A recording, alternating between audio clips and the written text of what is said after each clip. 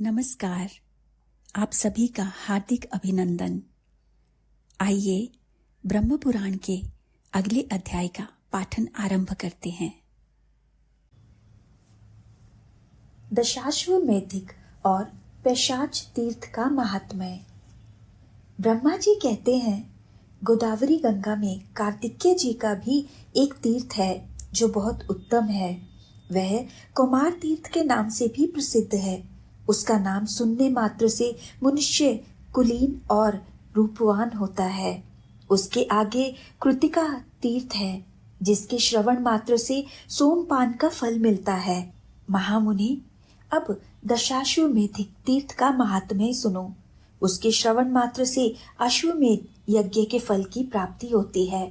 विश्वकर्मा के पुत्र महाबली विश्वरूप हुए। विश्वरूप के प्रथम नामक पुत्र हुआ। उसके पुत्र का नाम भौवन हुआ। महाबाहु भौवन सार्वभौम राजा हुए। उनके पुरोहित कश्यप थे, जो सब प्रकार के ज्ञान में निपुण थे। एक दिन महाबाहु भौवन ने अपने पुरोहित से पूछा, मुने, मैं एक ही साथ 10 अश्वमेध यज्ञ करना चाहता हूँ, वह यज्ञ कहाँ करूँ? कश्यप ने प्रयाग का नाम लिया और उन स्थानों पर यज्ञ करने को बताया जहाँ श्रेष्ठ द्विजों ने पूर्व काल में बड़े बड़े यज्ञों का अनुष्ठान किया था। राजा के यज्ञ में बहुत से ऋषि ऋत्विज हुए। पुरोहित ने एक ही साथ 10 अश्वमेध यज्ञ आरंभ किए, किंतु उसमें से एक भी पूर्ण न हुआ। यह देखकर राजा को बड़ी चिंता हुई। उन्होंने प्रयाग छोड़कर अन्य स्थानों में उन यज्ञों का आरंभ किया, किंतु वहां भी विघ्न दोष आ गए। इस प्रकार अपने यज्ञों को अपूर्ण देख राजा ने पुरोहित से कहा, देश और काल के दोष से अथवा मेरे और आपके दोष से हमारे 10 अश्वमेध यज्ञ पूर्ण नहीं हो पाते। यूं कहकर दुखी हुए राजा भौवन अपने पुरोहित कश्यप के साथ बृहस्पति जी के ज्येष्ठ भ्राता संवर्त के पास गए और इस प्रकार बोले, भगवान, मुझे ऐसा कोई उत्तम प्रदेश बतलाइए जहाँ एक ही साथ आरंभ किए हुए 10 अश्वमेध यज्ञ पूर्ण हो जाएं। तब मुनि श्रेष्ठ संवर्त ने कुछ काल तक ध्यान करके महाराज भौवन से कहा, ब्रह्मा जी के पास जाओ, वे ही उत्तम प्रदेश बताएंगे। महाबुद्धिमान भौवन महात्मा कश्यप को साथ ले मेरे पास आ पहुंचे और मुझसे भी उत्तम देश आदि के विषय में प्रश्न करने लगे। उस समय मैंने भौवन और कश्यप से कहा, राजेंद्र, तुम गोदावरी के तट पर जाओ, वही यज्ञ के लिए पुण्यवान प्रदेश है। वेदों के पारगामी विद्वान ये महर्षि कश्यप ही श्रेष्ठ गुरु हैं। इनकी कृपा और गौतमी गंगा के प्रसाद से एक ही अश्वमेध से अथवा वहां स्नान करने मात्र से तुम्हारे 10 अश्वमेध यज्ञ सिद्ध हो जाएंगे। यह सुनकर राजा भौवन कश्यप जी के साथ गौतमी के तट पर आए और वहां अश्वमेध यज्ञ की दीक्षा ग्रहण की। वह महायज्ञ आरंभ होकर जब पूर्ण हो गया, तब राजा इस पृथ्वी का दान करने को उद्यत हुए। उसी समय आकाशवाणी हुई, राजन, तुमने पुरोहित कश्यप जी को पर्वत, वन और काननों सहित पृथ्वी देने की कामना करके सब कुछ दान कर दिया। अब भूमि दान की अभिलाषा छोड़कर अन्न दान करो, वह महान फल देने वाला है।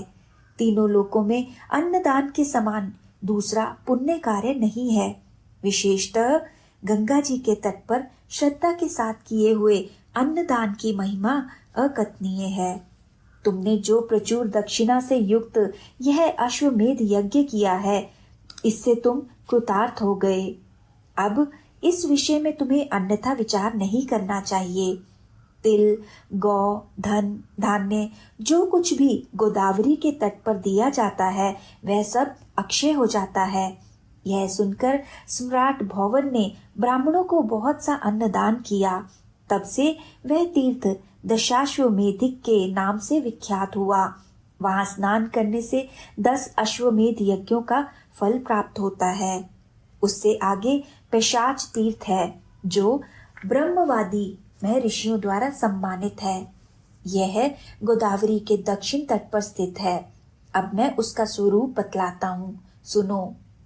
मुनिश्रेष्ठ नारद ब्रह्मगिरी के पार्श्व भाग में अंजन नाम से प्रसिद्ध एक पर्वत है। वहां एक सुंदरी अप्सरा शाप भ्रष्ट होकर उत्पन्न हुई। उसका नाम अंजना था। उसके सब अंग बहुत सुंदर थे, किंतु मुंह वानरी का था। केसरी नामक श्रेष्ठ वानर अंजना के पति थे। केसरी के एक दूसरी भी स्त्री थी जिसका नाम अद्रिका था। वह भी श्राप भ्रष्ट अप्सरा ही थी। उसके भी सब अंग सुंदर थे, किंतु मुंह बिल्ली के समान था। अद्रिका भी अंजन पर्वत पर ही रहती थी। एक समय केसरी दक्षिण समुद्र के तट पर गए। इसी बीच में महर्षि अगस्त्य अंजन पर्वत पर आए। अंजना और अद्रिका दोनों ने महर्षि का यथोचित पूजन किया।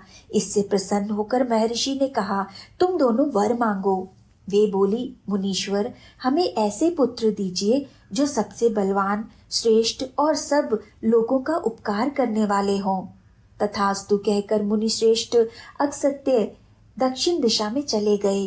कुछ काल के बाद अंजना ने वायु के अंश से हनुमान जी को जन्म दिया और अद्रिका के गर्भ से निवृत्ति के अंश से पिशाचों का राजा अद्रि उत्पन्न हुआ। इसके बाद उन दोनों स्त्रियों ने उक्त देवताओं से कहा, हमें मुनि के वरदान से पुत्र तो प्राप्त हुए, किंतु इंद्र के शाप से हमारा मुख कुरूप होने के कारण सारा शरीर ही विकृत हो गया है। इसे दूर करने के लिए हम क्या उपाय करें, इसे आप दोनों बताएं। तब भगवान वायु और निवृत्ति ने कहा, गोदावरी में स्नान और दान करने से तुम्हें शाप से छुटकारा मिल जाएगा। यूं कहकर वे दोनों वहीं अंतर ध्यान हो गए। तब पिशाच रूपधारी अद्रि ने अपने भाई हनुमान जी को प्रसन्न करने के लिए माता अंजना को लाकर गोदावरी में नहलाया। इसी प्रकार हनुमान जी भी अद्रिका को लेकर बड़ी उतावली के साथ गौतमी गंगा के तट पर आए। तब से वह पैशाच और अंजन तीर्थ के नाम से विख्यात है। वह समस्त अभीष्ट वस्तुओं को देने वाला शुभ तीर्थ है। ब्रह्मगिरी से 53 योजन पूर्व की ओर मार्जार तीर्थ है।